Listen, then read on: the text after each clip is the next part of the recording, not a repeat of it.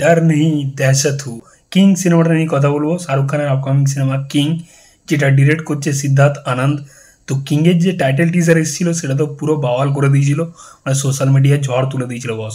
দুদিন তার রেস কাটেনি, একের পর এক কন্ট্রোভার্সি, প্রভাসের সাথে শাহরুখ খানের কন্ট্রোভার্সি, যেটা মারাত্মক ঝড় তুলে দিয়েছিল। যাই হোক, তো টিজারটা তো হেভি ছিল, টাইটেল টিজারটা যেরকমভাবে সিদ্ধার্থ আনন্দ শাহরুখ খানকে প্রেজেন্ট করেছিল, জাস্ট ব্যাপক বস।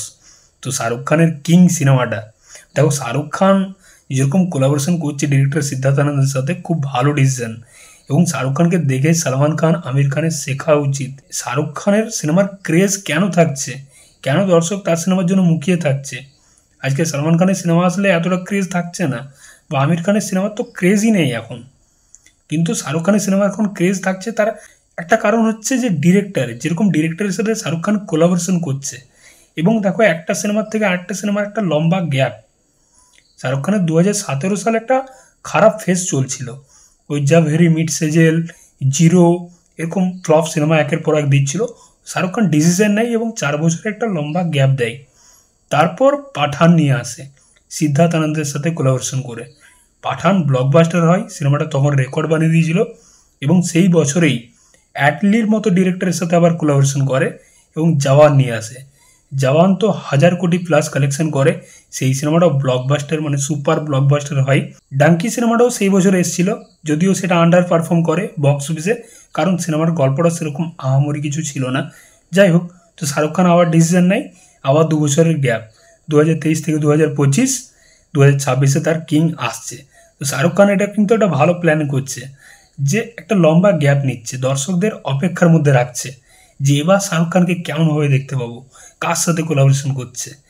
তো শাহরুখ খান আবার কোলাবোরেশন করছে ডিরেক্টর সিদ্ধার্থ আনন্দের সাথে। এবং আমার মনে হয় এই মুহূর্তে দাঁড়িয়ে বলিউডে 3 জন ডিরেক্টর আছে, সিদ্ধার্থ আনন্দ, আলী আব্বাস জাফর এবং কবির খান। এই 3 জন ডিরেক্টর প্রপার অ্যাকশন সিনেমা বানাতে পারে, হিরোকে ভালোভাবে প্রেজেন্ট করতে পারে। তো দেখো, ওয়ার 2 আয়ন মুখার্জি বানালো, একদম ঘেটে দিয়েছে পুরো। তো এই 3 জনের মধ্যে ওই মাস ব্যাপারটা আছে, হিরোকে প্রেজেন্ট করতে পারে। তো শাহরুখ খান খুব ভালো ডিসিশন নিচ্ছেই সিদ্ধার্থ আনন্দের সাথে কোলাবোরেশন করে তার নেক্সট সিনেমা। দেখা যাক। তো কিং সিনেমার যা কাস্টিং, মানে মারাত্মক লেভেলের কাস্টিং। শাহরুখ খান তো আছেই মুখ্য চরিত্রে, এবং তার মেয়ে সুহানা খান। বেসিক্যালি এটা সুহানা খানেরই সিনেমা ছিল প্রথম দিকে, এটা তার ডেবিউ সিনেমা ছিল। শাহরুখ খানের জাস্ট একটা ক্যামিও পোর্শন ছিল সিনেমাতে। তারপর সিনেমাটা এত চেঞ্জ হয়েছে স্ক্রিপ্টের দিক থেকে, ডিরেক্টরের দিক থেকে। তো এখন এটা শাহরুখ খানের সিনেমা হয়ে গেছে, মানে সুহানা খান পুরো ঢাকা পড়ে গেছে। এবং শাহরুখ খানকে যা প্রেজেন্ট করেছে, আমার মনে হয় সুহানা খানকে আর কেউ মনে রাখবে না। এবং সিনেমাতে যেরকম কাস্টিং, মানে একের পর এক তাবড় তাবড় অভিনেতা, শাহরুখ খান, সুহানা খান, অভিষেক বচ্চন, রাঘব জুয়েল, অনিল কাপুর, জ্যাকি শ্রফ, আরশাদ ওয়ারসি, অভয় বর্মা, রানী মুখার্জি, দীপিকা পাডুকোন। মানে ভাই, একটা হিউজ লিস্ট সিনেমাতে। জানি না এই প্রত্যেকটা ক্যারেক্টারকে ঠিকঠাকভাবে ইউজ করতে পারবে কি না, এটা আদৌ সন্দেহ আছে আমার। এবং যিশু সেনগুপ্ত আছে সিনেমাতে, মানে ব্যাপক কাস্টিং ভাই। তো যেটা শোনা যাচ্ছে যে কিং সিনেমাতে শাহরুখ খানকে দুটো টাইম লাইনে আমরা দেখতে পাবো, একটা ইয়ং শাহরুখ খান, একটা ওল্ড শাহরুখ খান।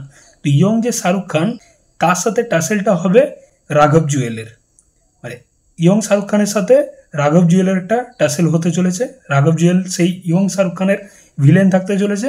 এবং যে ওল্ড শাহরুখ খান, যাকে আমরা টাইটেল টিজারে দেখেছি কাঁচা পাকা চুলে, এই প্রেজেন্ট টাইমের শাহরুখ খানের অভিষেক বচ্চনের সাথে টাসেলটা হবে। মানে দুটো ভিলেন থাকতে চলেছে, মেন ভিলেন রাঘব জুয়েল এবং অভিষেক বচ্চন, দুটো টাইমলাইন থাকতে চলেছে।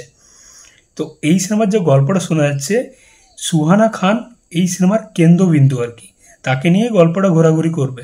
সুহানা খানের ক্যারেক্টারটার সাথে খুবই নৃশংস ঘটনা কিছু হবে, তার ফ্যামিলির হয়তো সবাইকে মেরে দেওয়া হবে, বা তার কাছের কারোকে হয়তো মেরে দেওয়া হবে। তারপর এই ক্যারেক্টারটা শাহরুখ খানের কাছে যাবে, মানে কিংয়ের কাছে যাবে হেল্প চাইতে। এবার এই কিং, সে একটা অ্যাসাসিন চালায়, খুবই নৃশংস, রুথলেস, কন্ট্যাক্ট নিয়ে খুন করে, কাকে খুন করছে সেটা সে দেখে না, এরকম খুব রুথলেস একটা ক্যারেক্টার। সে একের পর এক ভিলেনকে মারতে মারতে যাবে, এরকম একটা গল্প থাকতে চলেছে যেটা শোনা যাচ্ছে। তো অ্যাকশন কিন্তু হেভি কিছু হবে, সিদ্ধার্থ আনন্দের সিনেমাতে অ্যাকশন ব্যাপক থাকে। তো এটা নেক্সট লেভেলের কিছু হতে চলেছে বস, মানে ওই টাইটেল টিজারে যেরকম দেখেছি অ্যাকশন কিছু হেভি। তো দেখা যাক সিনেমাটা আসছে 2026-এর, কখন রিলিজ করে সেটাই দেখার অপেক্ষায় রইলাম। আশা করছি পাঠানের মতো ব্যাপক কিছু দেখতে পাবো, জওয়ানের মতো ব্যাপক কিছু দেখতে পাবো। ঠিক ওরকমই ভাইবস পেলাম অ্যাকশনের দিক থেকে, হেভি কিছু হবে বস।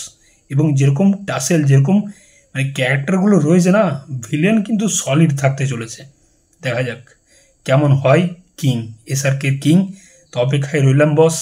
তোমাদের মতামত অবশ্যই জানিও শাহরুখ খানের কিং সিনেমা নিয়ে। চললাম, দেখা হচ্ছে পরের ভিডিওতে। চ্যানেলটা নতুন হয়ে থাকলে কিন্তু অবশ্যই সাবস্ক্রাইব করে যাও বস।